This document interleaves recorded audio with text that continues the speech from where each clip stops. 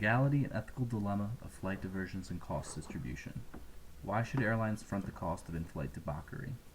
By Connor McManamy, Business Law, 2150, Section 117, December 4th, 2014. A quick introduction. There has been an increase in in-flight diversions by nearly 120% since September 11, 2001.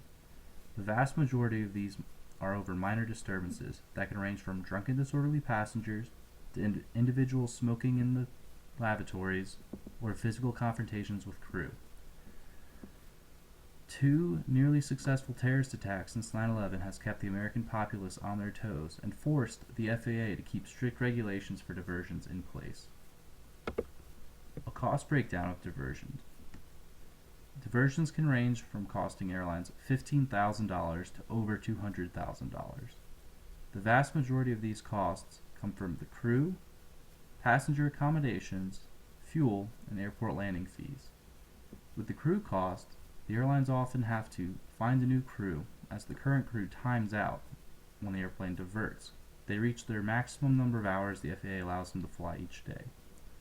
For passenger accommodations, hotel rooms must be booked, the passengers must be fed, and oftentimes the airline must spend money and buy another ticket on a different carrier to get the passenger to their final destination. Fuel is another big factor in cost. Sometimes, if an aircraft diverts too far from its original landing airport, it will have to dump fuel so it does not land overweight. This wastes thousands and thousands of gallons of jet fuel every year.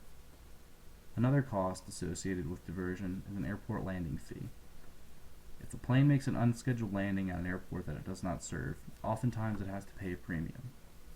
Another cost that doesn't have a monetary value is the inconvenience this has on individuals.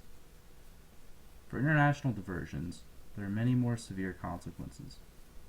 Fuel dumping is almost always a must. It always happens when trans-Pacific or transatlantic planes have to return to their destination, their departure airport. Another factor is customs. Most of the individuals on the plane would not be cleared to depart from the plane and the airport that they arrive at if it is not their final destination.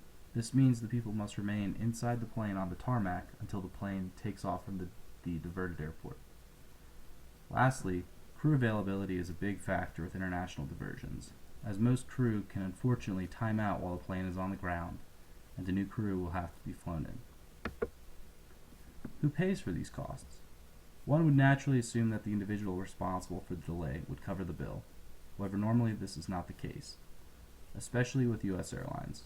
In the U.S., they do not have the ability to sue customers for a loss of income during a diversion. Instead, the offender pays a fee to the local state government or federal government if any offenses have taken place.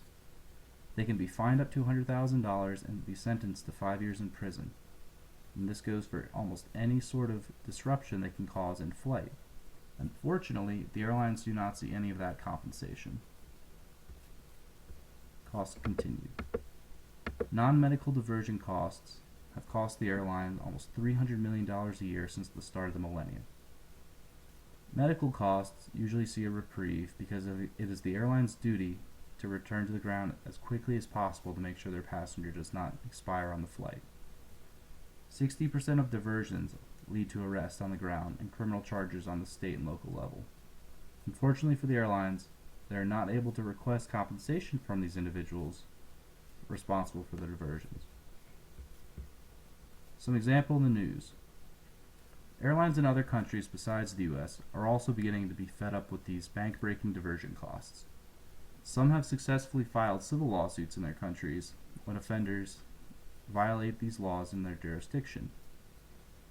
Air Canada recently filed a suit against two ex-BlackBerry executives who pled guilty to mischief after being drunken and disorderly on an international flight to Japan.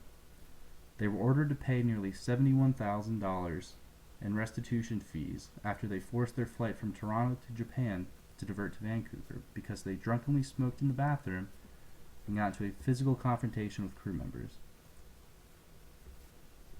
Another instance actually occurred this September when a woman started a brawl with another woman who had inserted a plastic knee defender device that you see in the left-hand portion of the screen.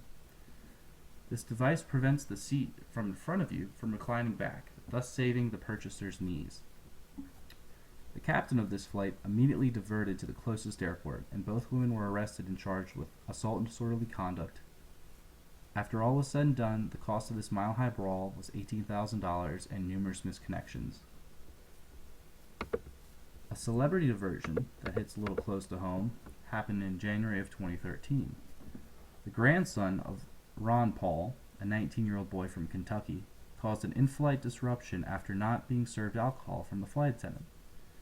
During the disruption, or temper tantrum, he did not listen to crew member instructions and assaulted a female flight attendant.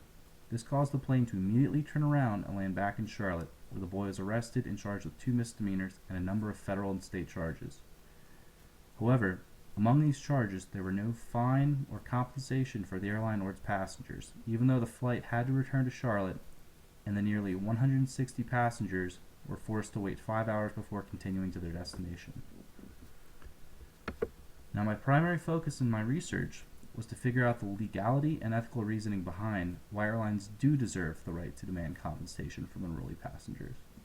It's been proven that in most fields, if a customer breaks or damages a portion of a business, they are expected to compensate the company or pay restitution through a lawsuit.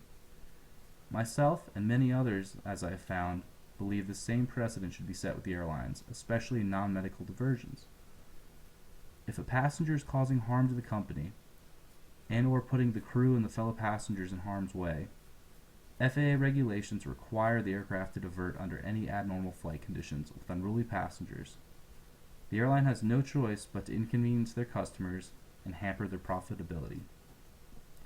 Airlines are pressing for legislation to protect themselves from these types of diversion costs by having state and federal governments allowing them to sue individuals.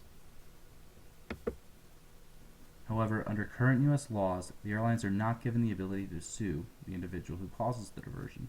The reasoning behind this is that they do not have jurisdiction in the air to be policing force or judicial force. However, recent events and increases in such diversions have granted the airlines an open ear and willing hand from lawmakers who are moving towards allowing them to seek some sort of compensation. A scholarly analysis. This is a problem with many levels and possible sides. Some individuals argue that the airlines would intentionally divert a flight on a whim to have costs covered in profit on a potentially unprofitable flight. Or, the consequences could potentially bankrupt the customer for a one-time drunken mistake or a misunderstanding with a crew member. Others argue that this is a groundbreaking legislation which would allow more flights to be civil and entice people to behave better, or simply never board the plane. It follows the same principle as a littering fine. It's a high enough fine for such a petty offense that most people risk doing the action when the penalty is so drastic. It is seen as a preposterous fine when the FAA and state governments can profit, yet the airline has to foot the bill for this unruly passenger. Especially when the airline has to jump through so many hoops to keep individuals off their planes. Even if they're criminals, repeat violent offenders, or anything of that sort, anti-discrimination acts really limit their ability to keep people from flying. Because airlines are considered a form of heavily regulated public transportation, they lose most of their rights as a business that private businesses have. However, many of their abilities as companies are similar to private businesses, yet lawsuits differ completely.